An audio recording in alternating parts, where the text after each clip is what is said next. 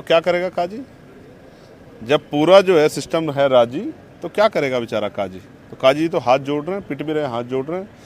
कुछ बोलेंगे तो बुलडोजर चल जाएगा, क्योंकि इस बुलडोजर उन्हीं के लिए तो है, गरीबों के, दलितों, पिछड़ों, आदिवासी, मुसलमानों के लिए, इन्हीं के लिए तो है बुलडोजर। समाज बटे, नफरत फैले, दूरियां बढ़े, तभी राजनीति में वो कामयाब होंगे।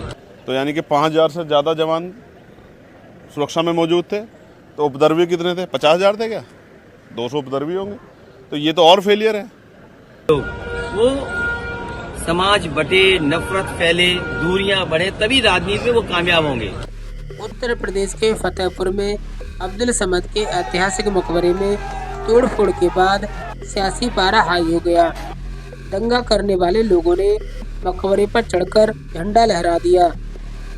इससे दूसरे समुदाय के लोग भी सामने आ गए। सबसे बड़ी बात ये रही कि पूरे बवाल के दौरान पुलिस का रवैया सवालों में घिरा नजर आया, क्योंकि लोग पुलिस के सामने तोड़फोड़ हंगामा करते रहे और पुलिस मूक दर्शक बनी रही। इस पूरे मामले पर सांसद चंद्रशेखर ने सरकार पर जमकर निशाना साधा। देखिए, विवाद नहीं है, ये सोचा समझा जो है एक साजिश है। मैं इसको साजिश ही कहूँगा, षड्यंत्र है, क्योंकि उत्तर प्रदेश में कानून व्यवस्था का बहुत बुरा हाल है। जगह जगह पे बरसाती नदियों ने उफान मचा रखा। मेरे लोकसभा क्षेत्र नगीना में, नजीबाबाद, नहटोर, धामपुर में, शेरकोट में, सहसपुर में, तमाम जगह जो है, स्योरा में पानी भरा हुआ है।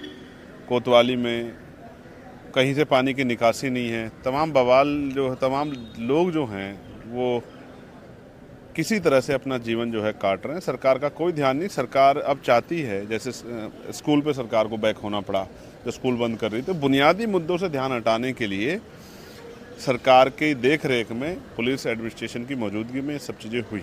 जो सरकार कानून व्यवस्था के खोखले ढिंढोरे पीटती हो, उस सरकार में एक मॉब ऐलान करके कि हम जाके उसको तोड़ देंगे।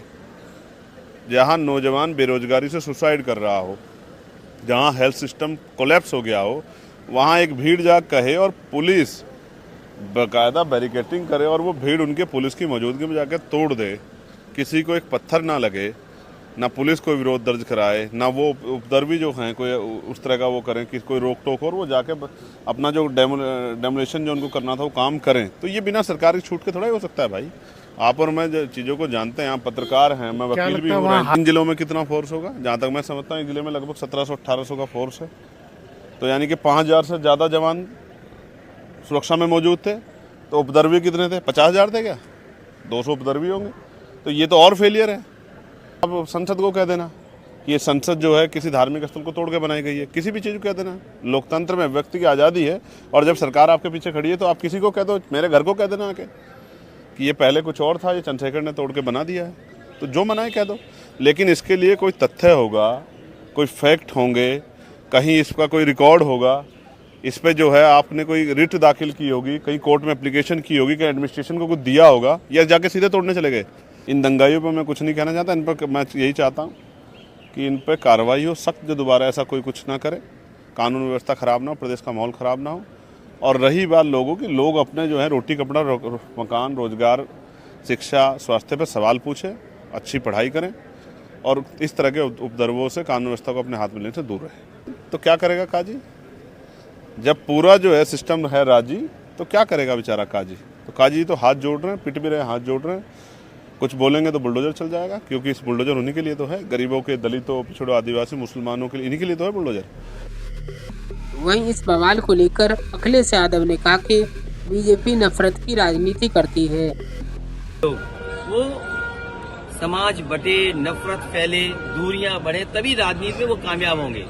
अंग्रेजों ने जो डिवाइड एंड रूल की पॉलिसी बनाई थी, जो दल अंग्रेजों की बनाए हुए हैं, जो विचारधारा अंग्रेजों की बनाई हुई है, उसी विचारधारा पे ऐसे लोग चल रहे हैं। वो नफरत पसंद करते हैं, दूरियां लाना चाहते हैं समाज के अंदर। और केवल फतेहपुर नहीं, फतेहपुर में पहली बार नहीं हो रहा है। फतेहपुर में एक नौजवान की भी जान ली, जिन्होंने घटना की, कितने दबाव के बाद कार्रवाई हुई है वहां पर। इससे पहले भी कि नक्शा पास नहीं है या कोई इलीगल कंस्ट्रक्शन हो गया है, उस पर एक मस्जिद गिरा दी गई, हेरिटेज मस्जिद। तो ये सरकार का काम करने का तरीका है।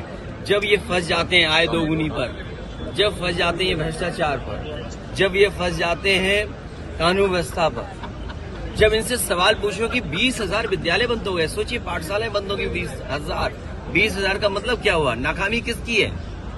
और एफआईआर किस पे लिख रहे हैं? जो लोग पढ़ा रहे हैं उन पर। जो अंग्रेज जैसे काम करते थे वैसे ही भारतीय जनता पार्टी काम कर रही है। इस मामले पर पुलिस अधीक्षक ने क्या कुछ कहा, सुनिए।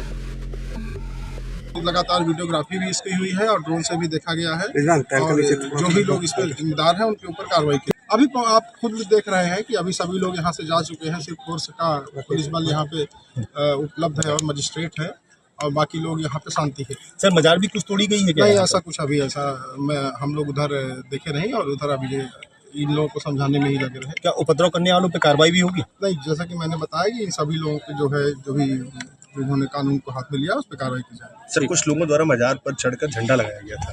देखिए, ऐसा हमारे संज्ञान में आया है, लेकिन अभी फिलहाल जो है कोई झंडा नहीं है, उसको हटवा दिया गया है और ये उनकी डिमांड भी थी मुस्लिम पक्ष की।